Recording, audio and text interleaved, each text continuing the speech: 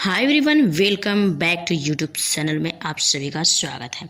दोस्तों, आज हम बात करने वाले हैं मौर्य साम्राज्य, जो कि थंबनेल में देख ही लिए होंगे कि हम कौन से चैप्टर पढ़ाने वाले हैं।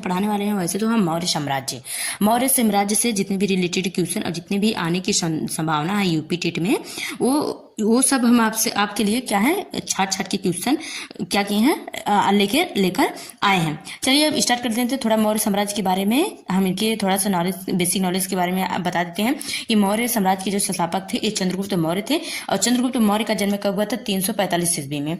कब हुआ था इनका जन्म?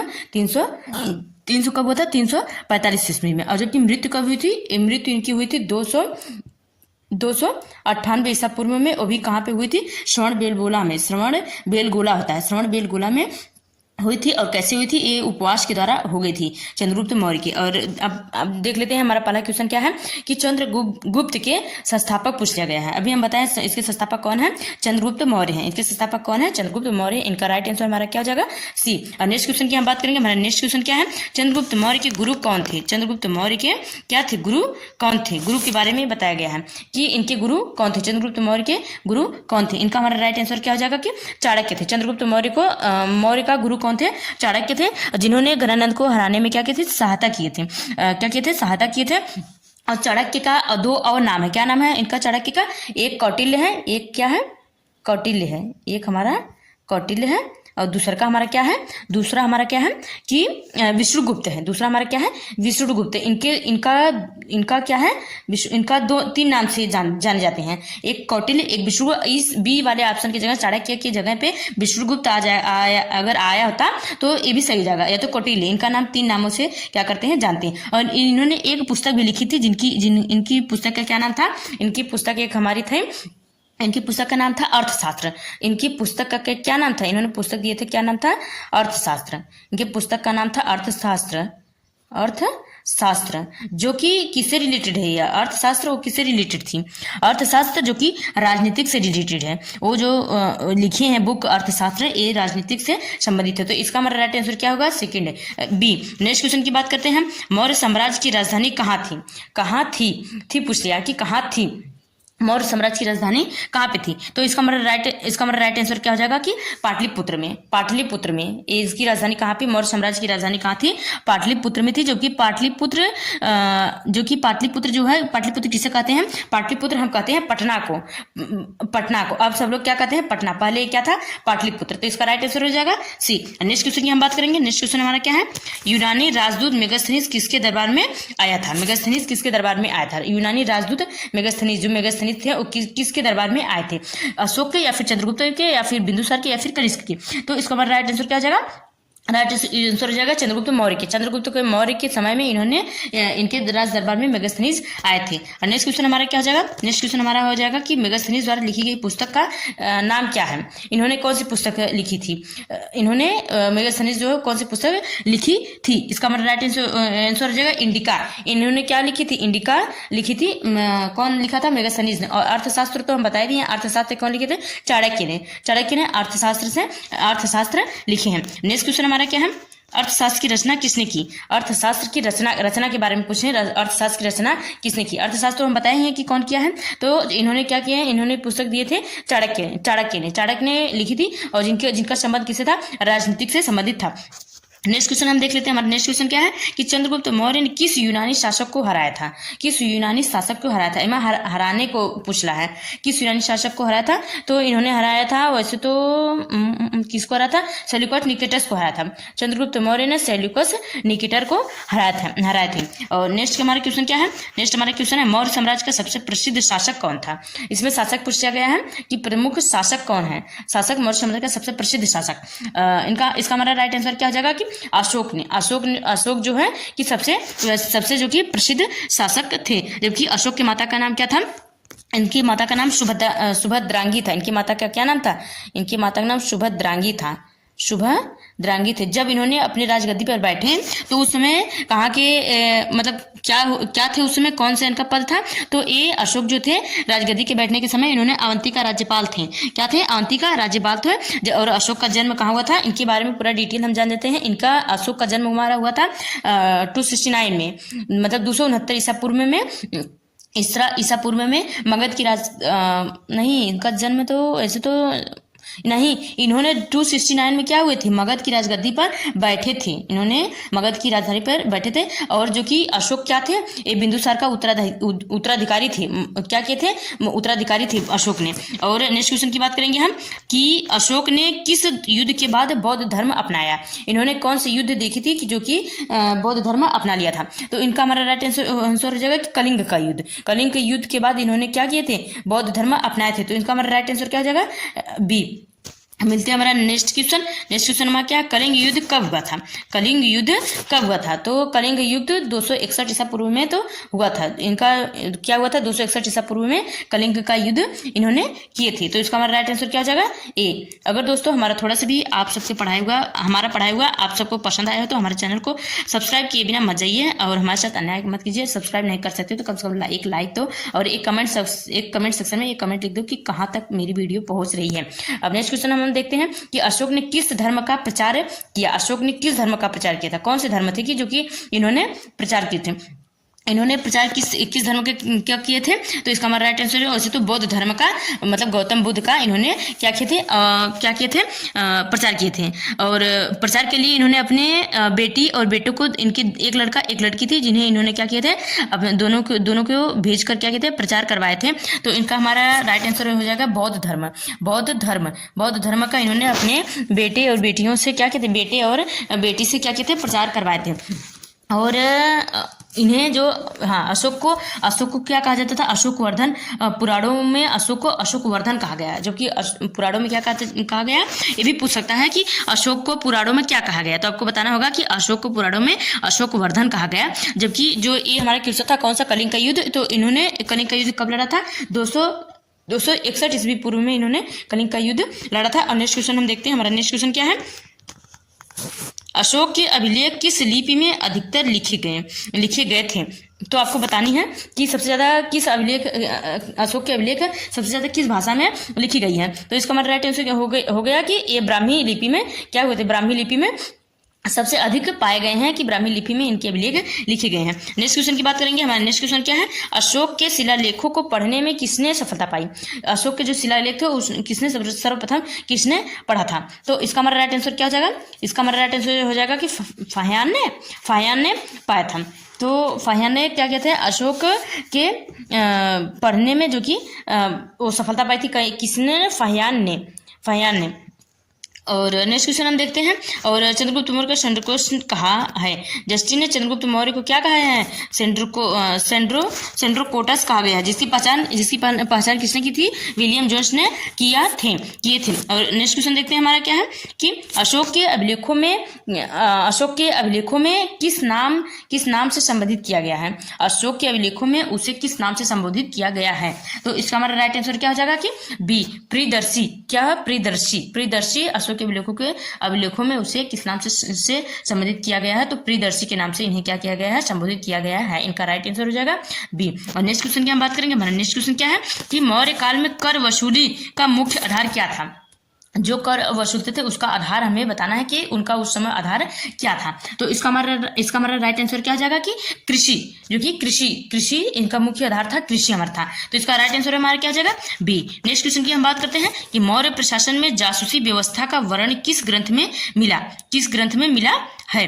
तो जासूसी व्यवस्था का वर्णन किस व्यवस्था में मिला है, तो आपको बताना है। तो इसका हमारा राइट आंसर क्या हो जाएगा कि अर्थशास्त्र में। क्या हुआ, अर्थशास्त्र किसने लिखा है, अर्थशास्त्र हमारे कौन लिखा है। तो इन्होंने चाणक्य ने अर्थशास्त्र की पुस्तक लिखी है, जबकि राजनीतिक से संबंधित। दोस्तों हम एक क्वेश्चन क्यों बार बार बता रहे हैं कि क्योंकि आपको सुनने के बाद भी क्या हो, आपको याद हो जाए। और ये जो सीटेट में जैसे क्वेश्चन पूछे हैं, इफेक्ट वाले क्वेश्चन पूछे जाते हैं, इसे डायरेक्ट वाले क्वेश्चन पूछे जाते हैं। जैसे हो गया कि इस तरह के क्वेश्चन आता है कि मौर्य साम्राज्य का संस्थापक कौन है। तो आपको बताना है मौर्य साम्राज्य का संस्थापक चंद्रगुप्त है। अगर पूछ जाएगा कि चंद्रगुप्त का जन्म कब हुआ था, तो आपको बताना 345 ईसा पूर्व में। और ये सीटेट वाला क्वेश्चन जो होता है, सीटेट वाले क्वेश्चन में क्या होते हैं, समझ के ऊपर डिपेंड करता है। तो इससे ज्यादा फैक्ट पढ़िए। नेक्स्ट क्वेश्चन देखते हैं क्या है, अशोक के स्तंभ किस पत्थर से बनाए गए गए थे। अशोक के जो स्तंभ बने हैं तो किस पत्थर से बनाए गए हैं, तो आपको बताना है। तो इसका हमारा राइट आंसर हो जाएगा कि बी, बलुआ पत्थर से। क्या हुआ, क्या बने थे, बलुआ पत्थर से बना था। क्या बना था, बलुआ पत्थर से बना है अशोक स्तंभ। नेक्स्ट क्वेश्चन की बात करेंगे तो नेक्स्ट क्वेश्चन में क्या है, भारत का राष्ट्रीय प्रतीक किससे लिया गया है। तो आपको बताना है कि भारत का राष्ट्रीय प्रतीक किससे लिया गया है। इसके क्या पूछ लिया गया है, प्रतीक के बारे में पूछा गया है। तो इसका हमारा राइट आंसर क्या हो जाएगा कि अशोक स्तंभ सारनाथ से लिया गया है। अशोक स्तंभ क्या है, सारनाथ से लिया गया है। इसका राइट आंसर हो जाएगा हमारा बी। नेक्स्ट क्वेश्चन की हम बात करते हैं, अशोक का सिंह स्तंभ कहाँ स्थित है। अशोक का जो सिंह स्तंभ है वो कहाँ पे स्थित है, आपको बताना है। तो इसका हमारा राइट आंसर क्या हो जाएगा, इसका हमारा राइट आंसर हो जाएगा कि सारनाथ में, जो कि सारनाथ में क्या है, अशोक स्तंभ स्थित है। जो कि चार मुंह वाले हैं, जो शेर है, गेंडा है, हाथी है, घोड़ा है, चार मुंह वाले हैं। इसका राइट आंसर हमारा हो जाएगा बी। नेक्स्ट क्वेश्चन हमारा क्या है, मौर्य साम्राज्य का अंतिम शासक कौन था। मौर्य साम्राज्य के बारे में पूछा गया है कि मौर्य साम्राज्य का अंतिम शासक कौन था। अंतिम क्या पूछा है, शासक पूछा गया है। तो इसका हमारा आंसर क्या हो जाएगा, बृहदत्त था। मौर्य साम्राज्य का अंतिम शासक कौन है, बृहदत्त बने थे। और नेक्स्ट हमारा क्वेश्चन क्या है कि बृहदत्त की हत्या किसने की। बृहदत्त की हत्या किसने की है, तो बृहदत्त की हत्या हमारे पुष्पनीत शुंग के द्वारा किया गया है। तो इन्होंने बृहदत्त की हत्या की करके क्या किए थे, शुंग वंश की स्थापना किए थे। नेक्स्ट क्वेश्चन हमारा क्या है कि मौर्य साम्राज्य के बाद कौन सा वंश सत्ता में आया। मौर्य साम्राज्य के बाद कौन सा सत्ता में आया है, तो आपको क्या बताना है, आपको बताना है इसका राइट आंसर शुंग वंश। अभी हम बताया है ना कि जो बृहदत्त का हत्या किए थे, कौन किए थे बता दिए। तो वो किस वंश की स्थापना की है, तो उन्होंने किया है शुंग वंश का। तो इसका राइट आंसर हो जाएगा सी। नेक्स्ट क्वेश्चन हम देखते हैं कि अशोक ने बौद्ध धर्म के प्रचार के लिए प्रचार हेतु किसे श्रीलंका भेजा। तो हम बताए थे इनके एक पुत्र थे जिनका नाम महेंद्र था, और इनकी एक पुत्री थी जिनका नाम संघमित्रा था। इन्होंने अपने पुत्र और पुत्री को भेजे थे श्रीलंका, जो कि बौद्ध धर्म का प्रचार करने के लिए। बौद्ध धर्म मतलब गौतम बुद्ध के प्रचार के लिए क्या कहते हैं, भेजे थे श्रीलंका। इसका हमारा राइट आंसर क्या हो जाएगा, सी, बी। नेक्स्ट क्वेश्चन हमारा क्या है कि मौर्य काल में कौन सा नगर शिक्षा का प्रमुख केंद्र था। कौन सा शिक्षा का क्या है, प्रमुख केंद्र था। तो इसका हमारा राइट आंसर हो जाएगा कि बी, तक्षशिला, जो कि तक्षशिला शिक्षा का प्रमुख केंद्र था। इसका राइट आंसर हो जाएगा कि तक्षशिला। नेक्स्ट क्वेश्चन देखते हैं कि चंद्रगुप्त मौर्य ने अपने अंतिम समय में कौन सा धर्म अपनाया था। जो चंद्रगुप्त मौर्य ने अपने अंतिम समय में कौन सा धर्म अपनाया था, तो आपको क्या बताना है कि जैन धर्म अपनाए थे। क्या अपनाए थे, जैन धर्म अपनाए थे। और जबकि ये अशोक क्या अपनाए थे, ये बौद्ध धर्म ही अपनाए थे। आपको याद करना होगा कि चंद्रगुप्त ने जैन धर्म और जबकि अशोक ने बौद्ध धर्म अपनाया था। नेक्स्ट क्वेश्चन देखते हैं कि कौन सा है कि चंद्रगुप्त मौर्य जैन संत भद्रबाहु के साथ कहाँ प्रस्थान किया।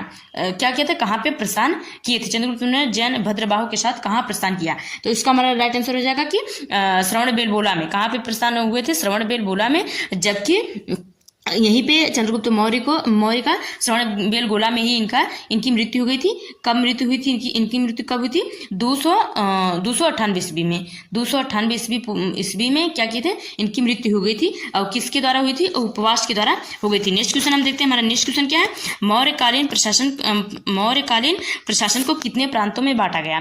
मौर्यकालीन प्रशासन को कितने प्रांतों में बांटा गया है, तो इसका हमारा राइट आंसर क्या हो जाएगा कि 4 प्रांतों में। कितने प्रांतों में बांटा गया है, 4 प्रांतों में बांटा गया है। तो इसका राइट आंसर हमारा क्या हो जाएगा, बी।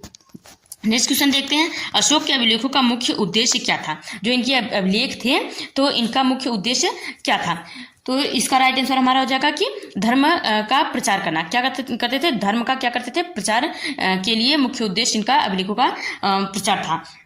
नेक्स्ट क्वेश्चन हम देखते हैं, नेक्स्ट क्वेश्चन हमारा क्या है,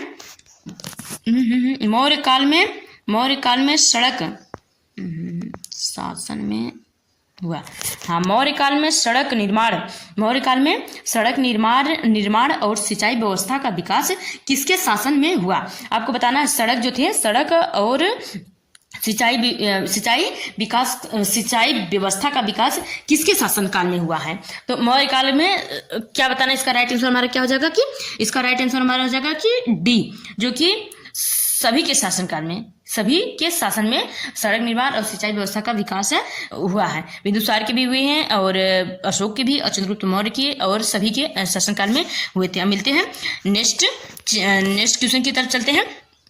हमारा नेक्स्ट क्वेश्चन कौन सा है दोस्तों? अगर हमारा थोड़ा सा भी पढ़ाया हुआ हेल्पफुल लगा है तो चैनल को सब्सक्राइब कीजिए, बेल आइकन घंटी को प्रेस कीजिए ताकि आने वाले नोटिफिकेशन आपके पास सबसे पहले। और हम पूरा कोशिश करते हैं कि इससे बाहर मेरा आपसे प्रॉमिस है कि इससे बाहर यूपी टेट पूछ ही नहीं सकता, क्योंकि हम ये जो मौर्य साम्राज्य का निचोड़ लाए हैं। तो अब देखते हैं हमारा नेक्स्ट क्वेश्चन क्या है कि मौर्य साम्राज्य का काल लगभग कब से कब तक माना जाता है? कब से कब तक माना जाता है? तो पहले जान जाते हैं कि मौर्य साम्राज्य पे कौन कौन लोग शासन किए हैं। तो पहले तो मौर्य साम्राज्य में चंद्रगुप्त मौर्य ने किए हैं, चंद्रगुप्त मौर्य किए हैं। फिर कौन? चंद्रगुप्त मौर्य के उत्तराधिकारी बने बिंदुसार। उत्तराधिकारी मतलब समझते हैं जो राजा होते हैं उनके पहला बेटा जब होता है तो उसको क्या किया जाता है, उसे कहा जाता है कि जो पहला बेटा पुत्र पैदा होता है, पहला पुत्र होता है, वही उत्तराधिकारी बन जाता है।